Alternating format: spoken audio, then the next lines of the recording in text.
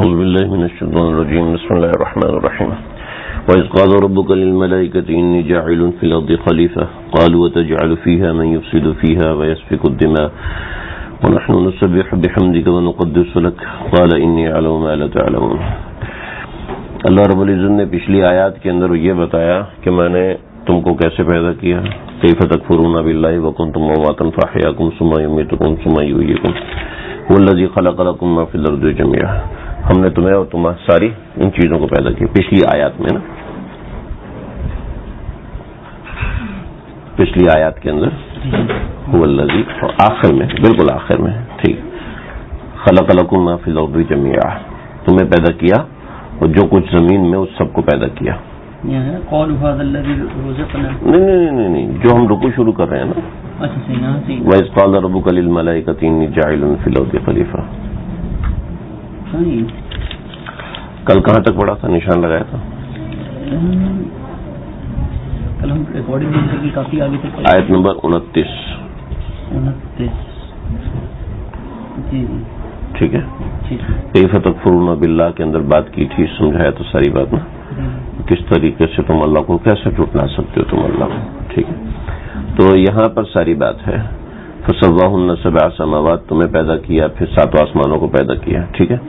اب آگے اللہ اس صورت کے اندر چوتھا مضمون ذکر فرما رہے ہیں، وہ چوتھا مضمون اس آیت سے جڑا ہوا ہے، ٹھیک ہے، کہ چلے ہم نے تمہیں پیدا کیا، کیسے پیدا کیا ذرا سمجھ لو کیسے پیدا کیا، کہ تمہارا مخلوق، تمہارا وجود زمین کا نہیں ہے، تمہارا وجود تو آسمانی ہے، نہیں ہمارا وجود زمینی نہیں ہے، ہمارا وجود آسمانی ہے، لہذا ہم اس زمین پہ ہمیشہ نہیں رہ سکتے۔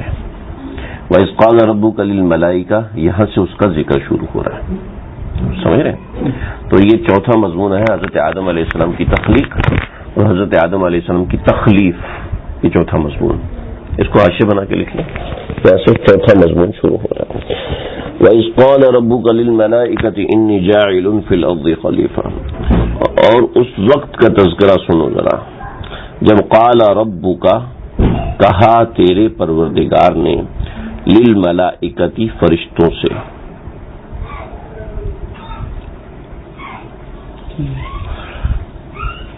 انی جاعل، کہ میں بنانے والا ہوں، فی الارض، زمین کے اندر، خلیفہ، ایک خلیفہ۔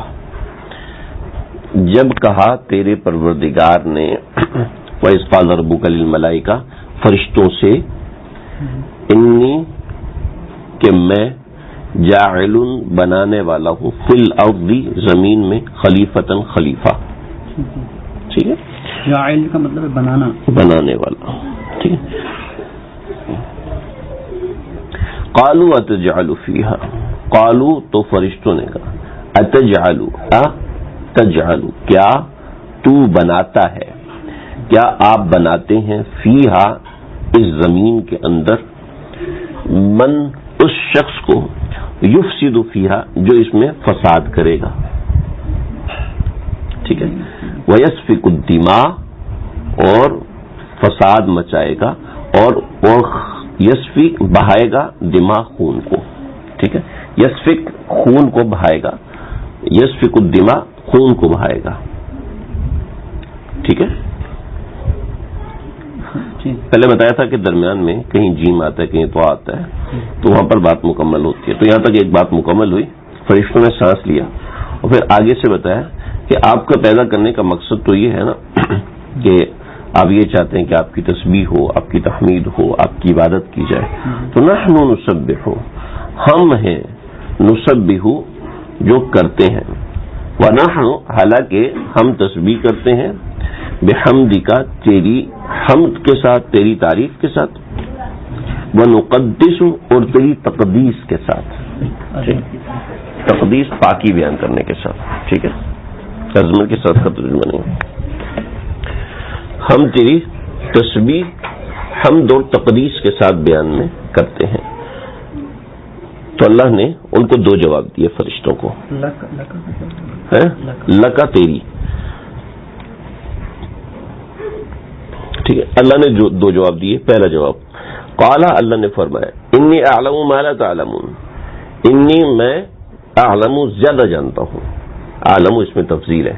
تفضیل ہمیشہ یہ معنی دیتا ہے کہ اس کی چیز دوسرے سے بڑی ہوئی ہے. جس سے احسن اس چیز میں حسن دوسرے سے زیادہ بڑا ہوا ہے, تو ایسے ہی لقد خلقنا الانسان فی احسن تقویم کہ وہ سب سے زیادہ افضل ہے, سب سے احسن ہے. تو اعلم کا مطلب میں زیادہ جانتا ہوں, ما لا تعلمون جو تم نہیں جانتے. اللہ رب العزت وعلم آدم الاسماء, الف جو ہے وہ تقدیس کے لیے نہیں سوری بڑائی کے لیے کہ میں سب سے زیادہ جانتا ہوں. ہاں الف نہیں, الف جو ہے وہ صیغہ ہے, صیغہ یہ اس میں تفضیل کا صیغہ ہے. ٹھیک ہے, کسی لفظ کے شروع میں آتا ہے تو اس کو تفضیل بناتا ہے, یہ ایک الگ چیز ہے تفضیل. یا اس کو جیسے احسن ہے, کسی لفظ کے شروع میں احسن بنتا ہے تو اس کا صیغہ تبدیل ہوتا ہے. صرف حسن احسن نہیں ہے نا, احسن نہیں احسن ہے, وہ ایک لفظ ہی تبدیل ہو گیا جس کو صیغہ تبدیل کرنا کہتے ہیں. قال انی اعلم ما لا تعلمون وعلم آدم الاسماء كلها. پھر اللہ نے ایک دوسرا جواب بھی دیا, اور وہ اس طریقے سے جواب ہے کہ اس کے پیچھے ایک پوری کہانی ہے. وہ یہ کہانی کہ علم اور سکھائے آدم علیہ السلام کو الاسماء كلها, سارے کے سارے نام. ٹھیک ہے, حضرت آدم علیہ السلام کو سارے کے سارے نام سکھائے. اس میں تفصیلات بہت زیادہ ہیں, کیا کیا نام سکھائے, کیا کیا چیزیں سکھائیں. میں نے قصص الانبیاء کے اندر آدم علیہ السلام کے متعلق ان چیزوں کو واضح کیا ہے. وعلم آدم الاسماء كلها ثم عرضهم على الملائکہ, پھر فرشتوں کے سامنے پیش کیا. فقال انبئونی باسمائها, فقال اور کہا کہ انبئونی مجھے بتاؤ, مجھے متنبہ کرو, انبئو خبر دو مجھے, باسماء هؤلاء ان چیزوں کے ناموں کے بارے میں, ان کنتم صادقین اگر تم سچے ہو. ٹھیک, قالوا کیا مطلب, انہوں نے کہا سبحانک کہ آپ کی ذات پاک ہے, لا علم لنا, لا علم لنا ہمیں علم نہیں دیا گیا, الا ما علمتنا سوائے اس کے جو آپ نے ہمیں سکھایا. انک انت, میں نے کہا تھا ہر آیت کا آخری حصہ بڑا اہم ہوتا ہے. انک انت العلیم الحکیم, بے شک آپ حقیقت میں علم و حکمت کے مالک ہیں. آیت کا آخری حصہ اہم ہوتا ہے, کیا مطلب؟ جیسے آیت کا آخری حصہ نا دعا کے بعد اس کے اندر ایک خاص مضمون ہوتا ہے, کل بھی بتایا تھا, آپ آج پوچھ رہے ہیں ماشاءاللہ. انک انت العلیم الحکیم, کہ آپ علیم بھی ہیں حکیم بھی ہیں. ٹھیک ہے, آپ علم بھی جانتے ہیں, حقیقت کا علم جانتے ہیں, آپ حکمت کی بات بھی جانتے ہیں. سمجھ رہے جی؟ اب سمجھیں ذرا, یہ ترجمہ واضح ہو گیا. اب یہ سمجھیں, اللہ نے ان آیات میں انسان کو اس کی فضیلت بتائی کہ تم کتنے فضل والے ہو, ہم نے تمہیں ایک چیز سکھائی. دوسرا سوال یہ ہے, دوسرا ایک سوال ہے, ان آیات کا مقصود یہ ہے, لیکن مقصود کے ساتھ ایک سوال ہے. اللہ نے فرشتوں کو نہیں سکھایا, انسان کو سکھایا, پھر فرشتوں سے سوال کیوں کیا؟ ٹھیک, تو اس کا جواب بڑا واضح ہے کہ اللہ نے انسان کو پیدا ہی علم کے لیے کیا ہے. ٹھیک ہے نا, انسان کو پیدا, فرشتوں کو علم کے لیے نہیں پیدا کیا. لہذا فرشتوں کو مقصد نہیں پتا تھا کہ انسان کے پیدا کرنے کا مقصد کیا ہے. ٹھیک ہے, لہذا انسان کو اللہ نے علم کے ساتھ پیدا کیا, فرشتوں کو اللہ نے علم کے بغیر پیدا کیا. تو بتانا مقصد یہ تھا کہ تم علم کے بغیر ہو اور اس کے ساتھ علم کی خصوصیت ہے, لہذا اس کو اس چیز کے لیے خاص طور پہ پیدا کیا گیا ہے. اور تم یہی مطلب ہے کہ جو میں جانتا ہوں وہ تم نہیں جانتے, یعنی میرا مقصد اس کے پیدائش میں اور ہے اور اس تمہاری پیدائش میں اور ہے. سمجھ گئے نا؟ آپ تھوڑا سا اوپر سے گزرا آپ کو میرا خیال. نہیں, چلو تھوڑا قریب سے گزارتا ہوں میں. وہ یہ ہے نا, آپ گھر میں سائیکل لے کے آتے ہیں, ٹھیک ہے, آپ کی بیگم کہتی ہے کہ گاڑی موجود ہے, سائیکل کیوں لے کے آ رہے ہو؟ ٹھیک ہے, تو آپ کہتے ہیں انی عالم ما لا تعلمون, جو میں سمجھتا ہوں وہ کہتی ہے جی سائیکل میں آپ سامان نہیں خرید کے لا سکتے، سائیکل میں آپ یہ نہیں کر سکتے، سائیکل میں آپ وہ نہیں کر سکتے، سائیکل میں آپ یہ نہیں کر سکتے، یہ نہیں کر سکتے، یہ نہیں کر سکتے، گاڑی میں آپ بچوں کو لے جا سکتے، سائیکل میں آپ مجھے ساتھ نہیں بٹھا سکتے، سائیکل میں آپ بچوں کو ساتھ نہیں بٹھا سکتے.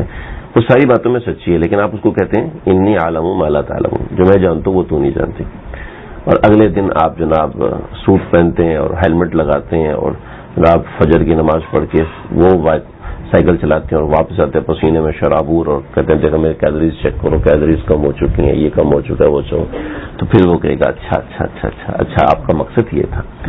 ٹریولنگ دونوں سے ہوتی ہے، لیکن اس کا مقصد اور ہے، اس کا مقصد اور ہے. لہذا مخلوق دونوں ہی ہیں، فرشتے بھی ہیں انسان بھی ہیں، لیکن ان کا مقصود اور ہے، ہمارا مقصود اور ہے. لہذا فرشتوں کو یہ بات سمجھ میں آ گئی. ٹھیک ہے. اور پہلے انہوں نے وہ جواب دیا اللہ رب العزت نے انی عالم ما لا تعلمون، اور دوسرا پھر اللہ نے ان کو پریکٹیکل کروایا کہ دیکھو یہ مطلب تھا، اس وجہ سے تم نہیں جانتے میں نے اس کو کس لیے پیدا کیا. صحیح ہے. تو لہذا جس مقصد کے لیے انسان کو پیدا کیا گیا ہے، ٹھیک ہے، اب پیٹرول ڈالو سائیکل کے اندر نہیں، ایسی فرشتوں کو نہیں سکھا سکتے تھے اسماء، اس لیے کہ ان کی پیدائش کا وہ مقصد ہی نہیں تھا. سمجھ رہے. تو اب ان کا جو اشکال تھا تو اس اشکال کو رد کرنے کے لیے ان سے سوال کر دیا گیا. سمجھ. ورنہ علم تو فرشتوں کو بھی دیا گیا تھا. ٹھیک ہے. لا علم لنا الا ما علمتنا، فرشتوں نے کہا کہ ہمیں تو صرف وہ پتا ہے جو آپ نے ہمیں سکھایا. ٹھیک ہے. آگے آدم علیہ الصلوۃ والسلام کی تفضیل اللہ رب العزت یہاں ذکر فرمایا. قال یا آدم انبئهم باسمائهم، آدم علیہ السلام سے کہا کہ اے آدم انبئهم باسمائهم، ان کو ان چیزوں کے نام بتاؤ. فلما انبأهم، چنانچہ جب ان کو ان کے نام بتا دیے گئے، قال الم اقل لكم، تو اللہ رب العزت فرمایا کیا میں نے کہا نہیں تھا انی اعلم ما لا تعلم، انی اعلم غیب السماوات والارض، میں زیادہ بہتر جانتا ہوں آسمان اور زمین کے بھیدوں کو. وَأَعْلَمُ مَا تُبْدُونَ، اور یہ بھی بہتر جانتا ہوں، یہ بھی زیادہ جانتا ہوں ما تبدون، جو تم چھپاتے تھے، وما تکتمون، اور جو تم ظاہر کرتے تھے. ما تبدون جو تم ظاہر کرتے تھے، وما تکتمون اور جو تم چھپاتے تھے. تبدون کا مطلب ظاہر کرنا اور تکتمون کا مطلب چھپانا. ٹھیک ہے. جو تم ظاہر کرتے تھے وہ بھی زیادہ بہتر جانتا ہوں، یعنی کتنا خوبصورت اللہ نے لفظ استعمال اعلم، یعنی تم کم جانتے ہو کہ تم نے کیا چیز چھپائی ہے، میں اس سے بہتر جانتا ہوں. سمجھ رہے. یہ اللہ کو ہم سے کیا تعلق ہے کہ ہم اپنے دل میں جو چیز چھپا رہے ہوتے ہیں اللہ کو ہم سے زیادہ پتا ہوتا ہے کہ یہ چھپا رہا ہے تو کیوں چھپا رہا ہے. حالانکہ میں چھپا رہا ہوں نا، میں چھپا، لیکن اللہ کہہ رہے کہ میں زیادہ بہتر جانتا ہوں تم کیوں چھپا رہے ہو. کیسے دعوے کے ساتھ. اور دیکھیں دعویٰ کیسے میں کہہ رہا ہوں، دعویٰ ایسے کہہ رہا ہوں کہ ایک آیت میں 2 مرتبے اللہ نے اعلم کا لفظ استعمال کیا، اور پھر 2 مرتبے ان لوگوں کی باتیں کی کہ اعلم صرف یہ نہیں کہ تمہارے دل میں جو کچھ ہے، غیب السماوات والارض، آسمان و زمین کے اندر جو پوشیدہ چیزیں ہیں وہ بھی بہتر جانتا ہوں، تم سے بہتر جانتا ہوں. فرشتوں کو اشکال کیسے ہوا تھا اور یہ اس کے لیے بڑی تفاصیر میں مراجعت کی جا سکتی ہے. فرشتوں کو کیسے پتا کہ یہ خون بہائیں گے اور ایسا کریں گے، تو بڑی تفصیلات ہیں، انشاءاللہ کبھی